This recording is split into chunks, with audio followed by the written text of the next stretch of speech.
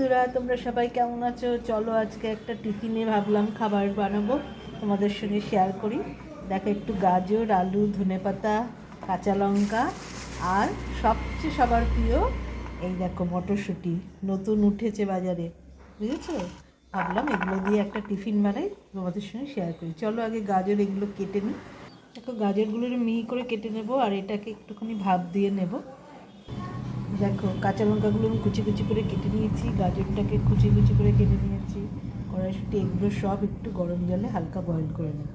দেখো, প্রথমে আলুটা দিয়ে দিয়েছিলাম, ওটা অনেক সেদ্ধ হয়ে গেছে। এবার গাজরটা দিয়ে দিচ্ছি এর মধ্যে, জাস্ট হালকা বয়েল করব।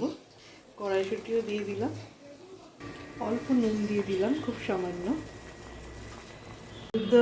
সেদ্ধ হয়ে গেছে, জলটাকে ছেঁকে নিয়েছি। এবার একটু হাতা দিয়ে এইভাবে একটু ম্যাশ করে দেবো। কড়াই বসিয়ে দিয়েছি দেখো বন্ধুরা। এবার একটু এর মধ্যে বাটার দিয়ে দিচ্ছি, এর মধ্যে কাঁচা লঙ্কা কুচি, পেঁয়াজ কুচি, এগুলো দিয়ে একটু ভালো করে নেড়ে নেব। দারুণ খেতে লাগে, তোমরাও বানিও। পেঁয়াজটা খুব বেশি ভাজা হবে না, হালকা ভাজা হবে। দেখো, হালকা ভাজা হয়ে গেছে, এতটাই ভাজবে, আর বেশি ভাজবে না। এবার এই মিশ্রণটি দিয়ে দিলাম।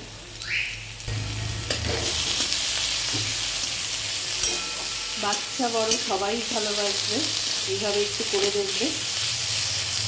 যেহেতু এতে কোনো মশলা নেই, খুব হেলদি, তাই জন্য টিফিনে খেতে পারো, যদি মনে করো বিকেলবেলার স্ন্যাক্সেও সেরকমভাবে করেও খেতে পারো।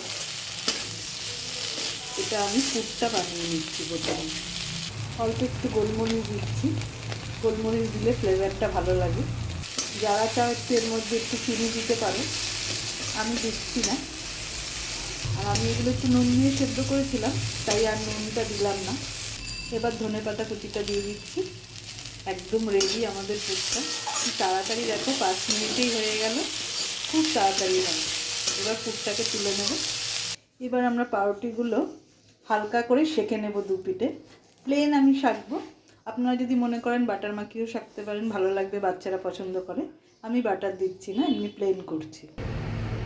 বাচ্চাদের জন্য বার্গার ব্রেড পাওয়া যায় না, সেই বার্গার ব্রেডের মধ্যেও আপনারা ভেতরে দিয়েও করতে পারেন, বাচ্চারা পছন্দ করবে। দেখো, এরকম হালকাভাবে করছি।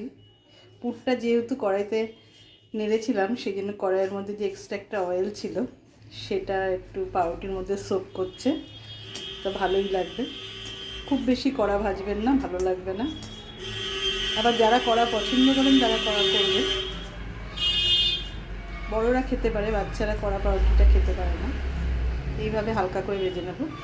এবার দেখুন, পাউরুটির মধ্যে আমি এইভাবে পুরটাকে বসাবো।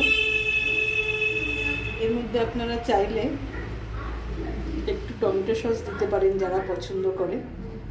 তা আমি দিচ্ছি না, সকালের টিফিন আমরা বড়দের একটু এরকমভাবে খেলেই ভালো, হেলদি। একটু যদি পারেন এরকম কাঁচা পেঁয়াজ দিতে পারেন, এর থেকে বেশি কিছু বড়রা না খাওয়াই ভালো। তার উপর দিয়ে আরেকটা পাউরুটি এইভাবে বসিয়ে নেব। বসিয়ে নিয়ে তারপরে এরকমভাবে খাবে। শসাও দিতে পারেন। কেমন হয়েছে বন্ধুরা? এইভাবে আমি প্রত্যেকটা করে নিচ্ছি। খুব সময় কম লাগে আর খেতেও খুব সুস্বাদু লাগে, তাই ভাবলাম যে আপনাদের সঙ্গে শেয়ার করি। অনেকে বলে স্যান্ডউইচ করতে অনেক টাইম লাগে, এইভাবে করে দেখবেন, বেশি সময় লাগবে না। এবার জলখাবারটা খাওয়া হলো একটা অন্যরকম। ভালো লাগলে অবশ্যই লাইক কমেন্ট করবে, যারা পছন্দ করবে তারা একটুখানি এর সঙ্গে শসা নিয়ে নিও। ঠিক আছে, সবাই ভালো থেকো, সুস্থ থেকো, আর কেমন হয়েছে অবশ্যই জানিও।